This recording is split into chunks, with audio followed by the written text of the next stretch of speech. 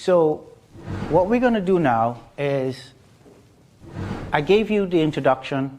I walked you through on what a person goes through and struggles with while entering the prison system and while dealing what they go through basically in an overall sense, so that you understand how they get to a place where they can't utilize the remedies, right? But now what I'm going to do is I'm going to give you two personal experiences, two personal examples of what I went through helping folks who are incarcerated out with the remedies itself, so that you can see and understand the mindset and or the mentality of those involved. You're going to hear me use that term a lot, the mindset, right? The mindset of prison staff, the mindset of the incarcerated, okay? That is very, very, very important, because a lot of the times the rules, regulations, and policy, the stuff that is written down on how folks are supposed to be treated, on what they are to expect, i.e. the prison handbook, very important. The handbook lays that out, but we're going to focus on that in the next session, right? That stuff in there doesn't say treat people horribly. There's nowhere in the handbook that says treat people horribly. There's nowhere in the handbook where it says deny folks their medical treatment, or any of that stuff, or abuse folks or anything, right? It doesn't say that, right?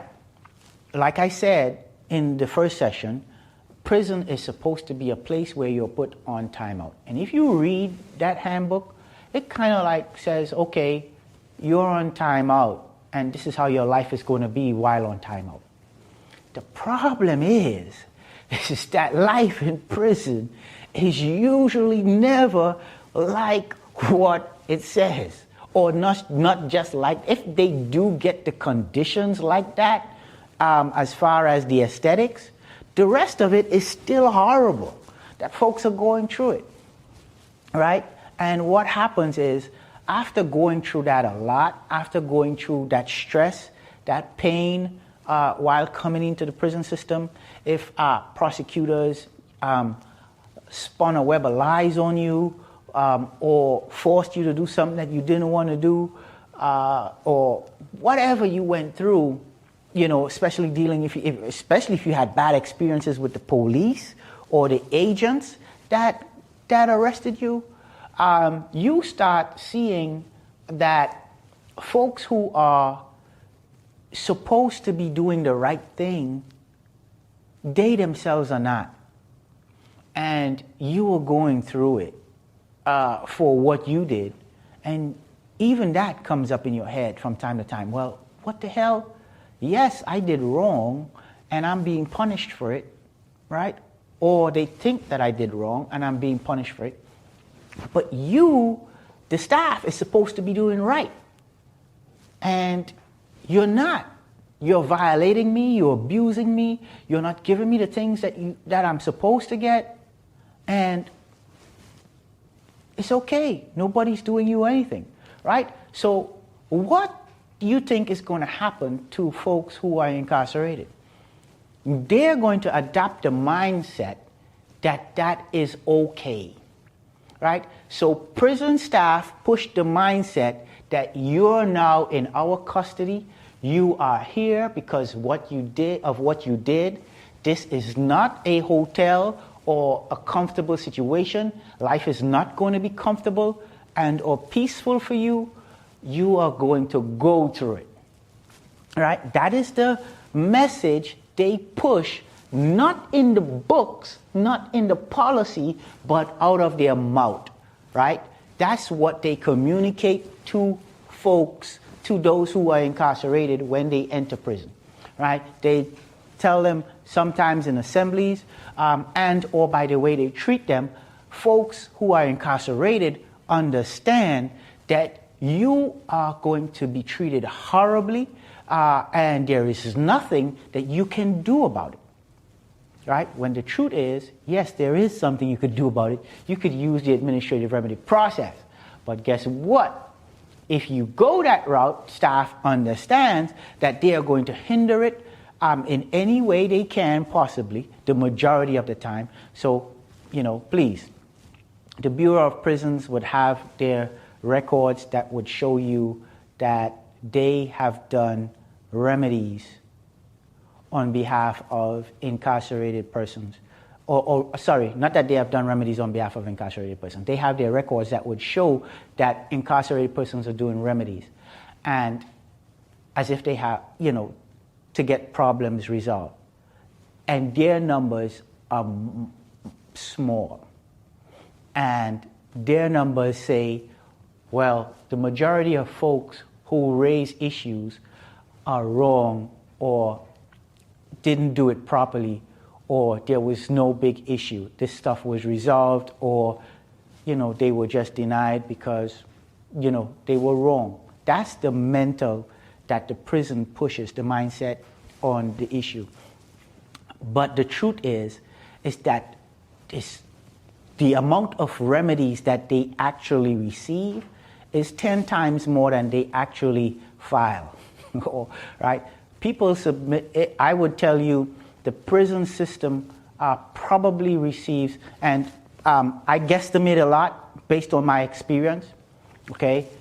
It's just the way it is. I don't think there's anybody has any facts to go against my guesstimates, because, and I give them based on my experience.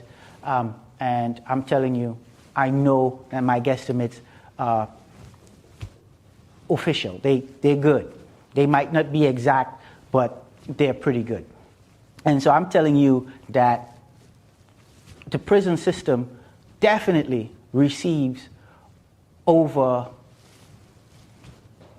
if there's 2,000 folks in a prison itself, I'm telling you that a very small minority of incarcerated people who know about the system or have an idea about the system is producing probably like 200 remedies or so a month in that 2,000 incarcerated person facility. And the prison is probably only filing or submitting about 50 of that 200 per month. The rest of it is being wrongfully rejected and or hindered or thrown away and that type of stuff, right? And the Bureau of Prisons, if you ask them for stats, they'll give you that minority stats that they have, saying that everything is all good. They make it look like it's all dandy, but it's horrible. It's nothing like what they actually produce. And yeah, it's a bad situation. All right, so I'm going to change that to 3 examples. I'm going to give you 3 examples of situations that I've dealt with within the prison system to show you the mindset of those who are in the prison system and why, things are so bad or horrible in prison, and why it is important for you to step in and help with the remedy process. Why it's important for the remedy project and its students to be an organization that is focused, laser beam focused on the remedy process and the system and the folks who are submitting issues and making sure that the prison staff is dealing with it, right? I'm going to give you 3 examples so that you understand that you are needed and why you are needed. Okay, so I'm going to start, let me start with my first example where at Beaumont, Texas, I was in Beaumont, Texas with a very, this guy, we became cool. I'm going to call him Mr. President, Okay, I'm going to call this guy Mr. President. So me and this guy, Mr. President, we were pretty cool. Mr. President got to know me. We were hanging out in the prison system. And he was like, you know what, man, you're a pretty cool dude. One day I'm going to get out of here and I'm going to be doing business. And I want you to be a part of whatever I'm doing because you are just super cool and I like folks like you around me. And I'm like, whatever, Mr. President, that sounds good. I got my own plans, but that sounds good, but whatever, right? So Mr. President liked me so much that he used to, buy me stuff, right? So he'd go to his commissary and he'd just get some stuff and he'll say, here, man, here's some stuff. You need this, you need that. Hey, and whatever you need, just go get it. Go in my locker, get it. It's no big deal, right? We were in a dorm situation at Beaumont, Texas. It's not cells, it's a dorm. You have these cubicles. And so all of us are living in these cubicles. He has his own cubicle, I have mine, and so on and so forth. All right, and so we're in this type of setting. And again, me and this guy are super cool. And one day, he comes up to me and he says, hey, they call me Trini, by the way, in the prison system. Comes up to me and says, hey, Trini, I got a problem, man, that I got to let you know about. I need... I got to let you know about this problem. It's really bad. I see. Says, I wanted to come to you about 2 months or 3 months ago. I think he said 3 months. See, I wanted to come to you when it started, about 3 months ago. But I didn't come to you because I was ashamed. I'm embarrassed by this problem. It's a horrible problem, and I hate it. And I just couldn't muster, what it takes to come to you. So he said, Mr. President said to me, yeah, man, it's just pretty bad, and I'm just totally embarrassed about this whole situation. But I got to tell you, because I need your help. And I was like, okay, what is it?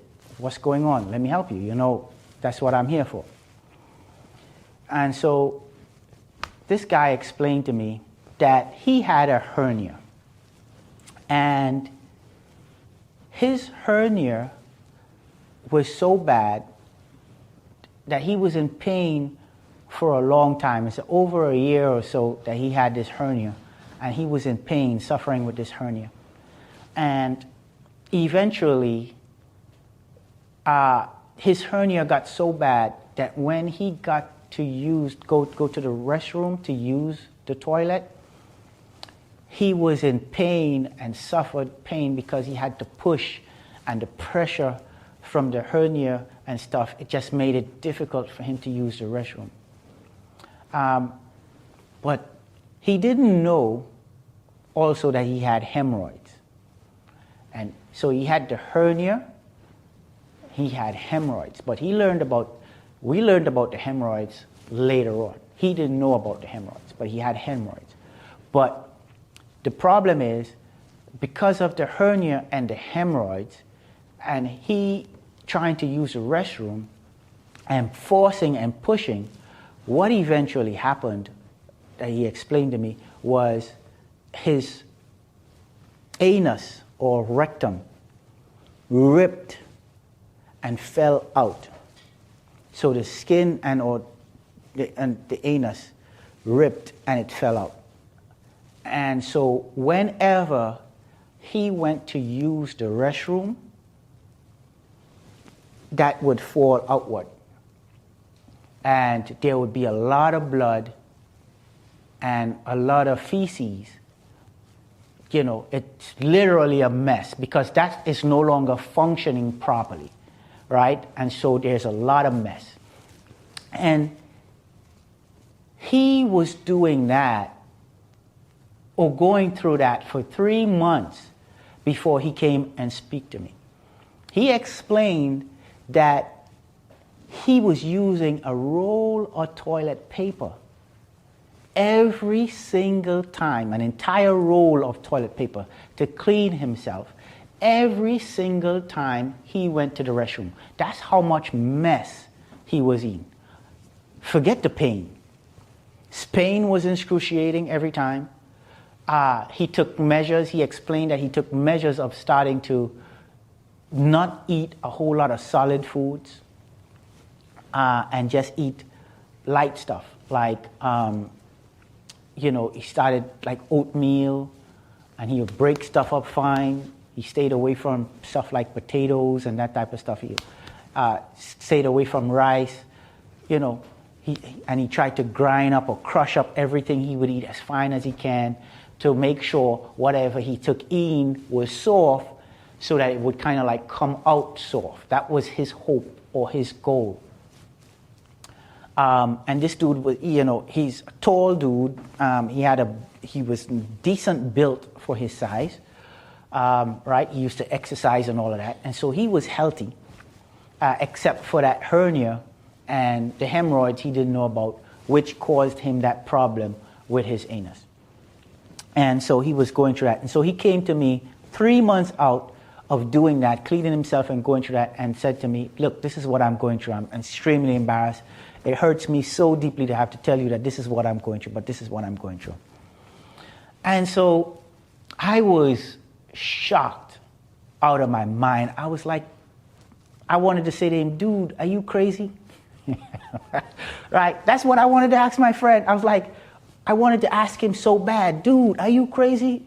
Why are you doing that to yourself? Right? But the truth is, I didn't have to. I didn't have to, because I understood immediately what he was going through and why he was putting himself through what he was going through.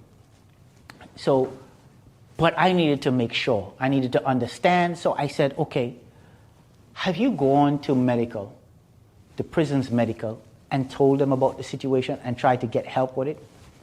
And he said, yes, numerous times. He said, I'll go over there and I'll tell them about it, and they would look at me because I walk over there and everything seems fine, and they would say nothing is wrong with you.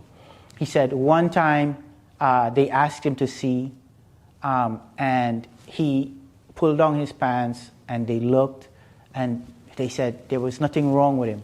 Made him put up his pants and leave, and they never called him back. And why they believed nothing was wrong with him is because every time he cleaned himself up with this roll of toilet paper, he would take his hands and push the skin of the anus back up into position where it's supposed to be, and that was it. So he could move around like that. It got to a point where it kind of like, let's say, healed, or he got comfortable with it like that. So he would move around properly, but every time he had to use the restroom, that thing was excruciating, right? Again, it's the blood, the feces, everything. And I said to him, I can't believe that. It's like, did you send any emails or anything? He's like, yeah, I send them emails and stuff too. So we went over to his computer and I looked and I saw that he had emails that he sent to them. And so I said to him, man, that shit is horrible. I can't believe you didn't come to me with that sooner, man. I was like, anyway, don't worry about that. We're going to take care of this right now. And so I was primed and ready to do what it is I do, administrative remedies. I was going to go in on medical staff, ready to go in, right? Because this man is suffering and nobody's doing the proper examinations to determine or see what this man is going through. They just were blowing him off. And so I was ready to do these remedies. So that's what I told him. I said, okay, go to the counselor, go get you a BP8 and a BP9. I said, bring the two of them. Let me start working on this. You won't believe it. You won't believe what happened next. You won't believe it. I believed it because I understood, but you won't believe it. Do you know that my good friend said to me, no, we're not going to do any remedies because things is good right now. I'm communicating with my family, and all these other things. I don't want these people mad or upset with me so that they could start making my life miserable. So I don't want to file any remedies. And I was like, Did you just really hear what you just? I was like silent for a bit, so I'm processing that, right? And so I'm saying to myself, this dude has lost his mind, right? Because you're using a roll of toilet paper a day, cleaning blood and feces off yourself. You've been doing that for 3 months, and you coming to me for help. You know that I do it, and there's no one that does it better than me, that I'm the one that can help you with this, and I'm telling you, let's go, and you're saying to me, no, you don't want to do anything to help yourself. And you're my friend. So how do I treat this situation? I have to process this. I don't want to alienate our friendship. I don't want to tell dude, look, listen, you crazy, get away from me. Because that did run through my mind, right? But, and I don't want to make him feel bad or cause him any, because I don't know what his mental stability is at this point in time. And trust me, to me, it's not functioning right. But I understood. What I understood is that this guy saw for the longest time what folks went through from the prison system when they do remedies.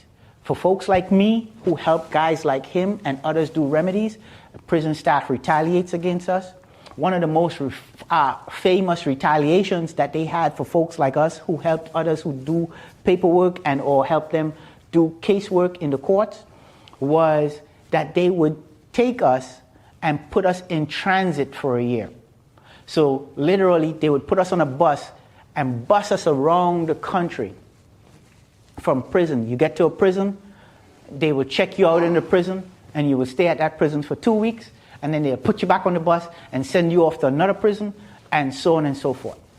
And you would be on this year-long transit ride around the country to where you don't have proper access to your family, your legal work, your paperwork or anything. So you can't do anything to them, right? Their goal with that was to teach you a serious lesson in hopes that they could stop you from doing remedies on behalf of yourself and of other folks.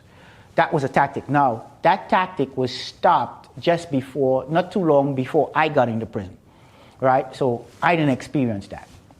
But that's one of the things that they did. And there are other horrible things that they did, like physically abuse folks, they beat you up and other stuff, right? And so he understood that. He understood that and had a real fear that the little bit of privileges that he had and or there was a real possibility that he could now suffer abuse, that he did not want to do remedies to protect himself and or get himself the medical treatment that he needed. That's what was going through his mind. And what's going through my mind is, buddy, you need to let me help you because what you're doing is insane. It's a possibility that you could get infected and die. And so I explained that to my friend. And my friend said, no, leave it alone. We're not doing no remedies. Do you have anything else? And I was like, no, I don't have anything else, buddy. Staff is not listening to you. You already complained physically and verbally. You have not filed an administrative remedy. You have no problem. As far as they're concerned, you have no issue. They don't care if you get infected and die because they're going to say they didn't know. You didn't bring it to their attention. And they get away with that because he did not file administrative remedies. For 3 months, he's been doing that. And when I brought it to his attention, he still did not do it. I simply said to my buddy, man, I love you. I'm here for you. Go on. Continue doing what you're doing. And when you are tired, when you get tired of doing what you're doing, come back to me. and I'll do the remedies, and we're going to get you the help. Right? So my buddy walked off. And I watched him daily, back and forth. He'll come over to me. He'll have me, when I get toilet paper, when they bring in the supplies of toilet paper, he'd have me get extra rolls. So he'd get extra rolls for himself, and he'd have me get extra rolls for him. You know, and he stocked up, and he adjusted what he ate to try and have a soft diet completely throughout the entire time. And, you know, that's how he lived. And, you know, I've told students this story before. My trained advocates already, who are already trained, have heard this story. And every time I ask them, how long do you think he continued that for? None of them were able to tell me or get even close to the number, right?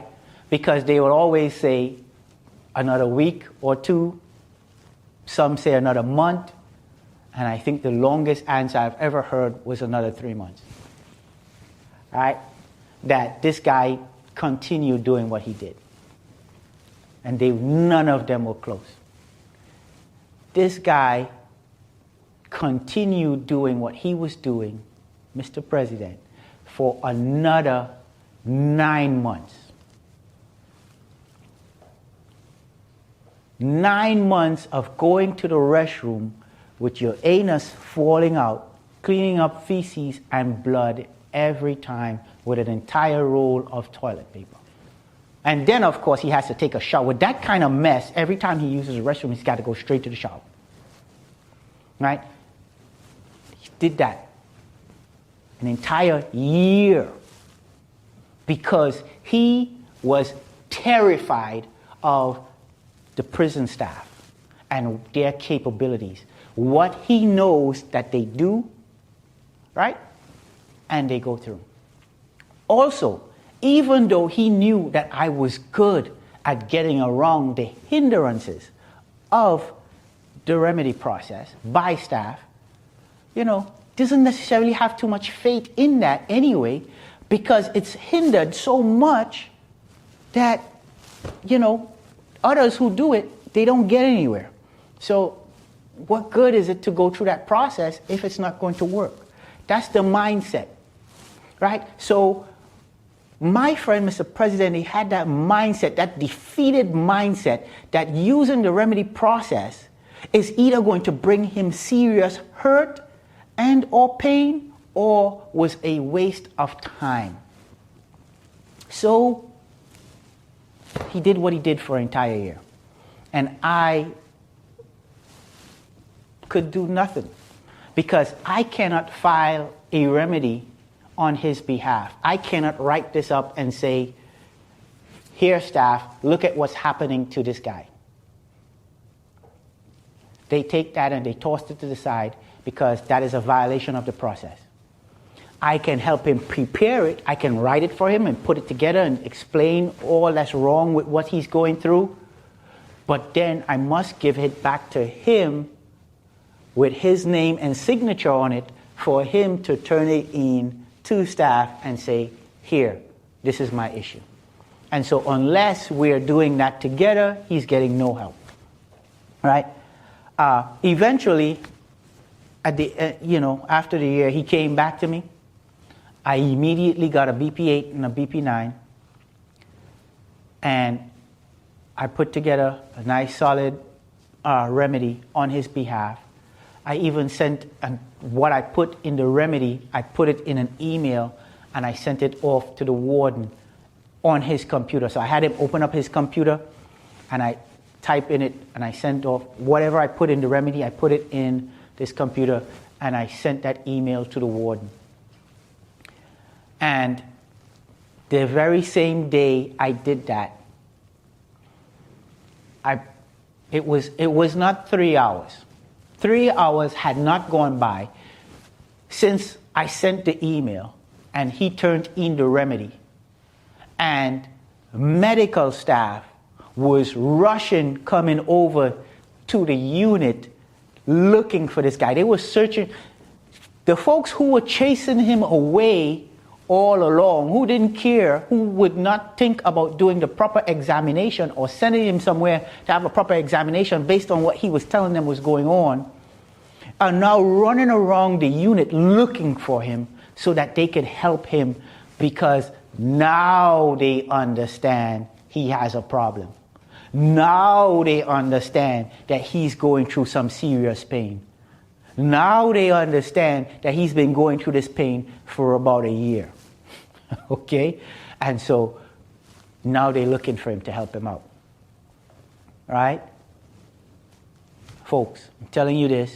It's a part of the training so that you understand literally what actually happens in prison. The folks that you're dealing with. When remedies come to you, or someone reaches out to you for help, know that a lot of times they want the help, but they don't necessarily want the help. Why? Because when they start to file remedies, they know that retaliation, pain comes with that. Right? And if it's not the pain, it's messed up or hindered so much that they don't get what they need, right?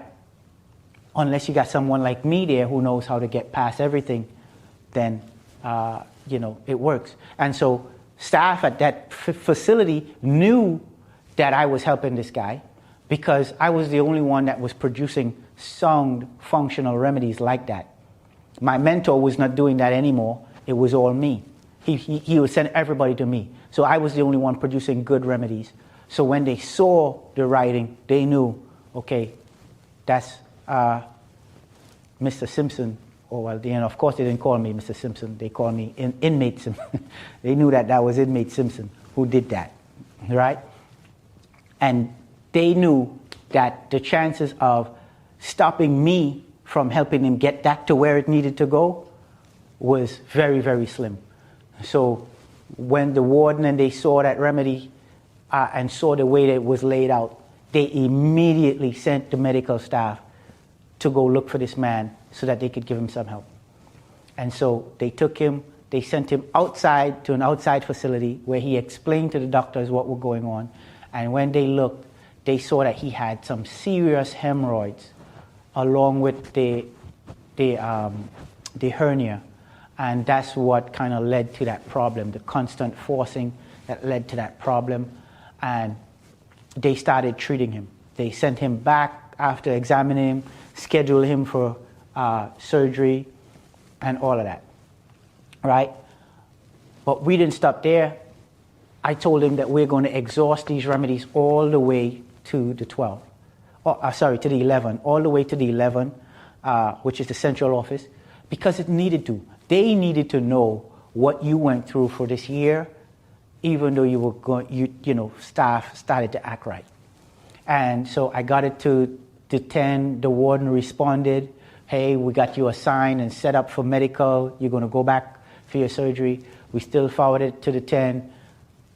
The region looked into it. Oh, no, you're going to get treatment. They already got you scheduled. We took that response. We sent it to the central office. Right? They were highly upset, however. Staff was highly upset with that. I know those medical staff that allowed that to happen was in serious problems. Right? And so what I want you to know is that, again, simple. Unless you do remedies in the prison system, you really have no, you really didn't file any remedies. Right? And one last thing.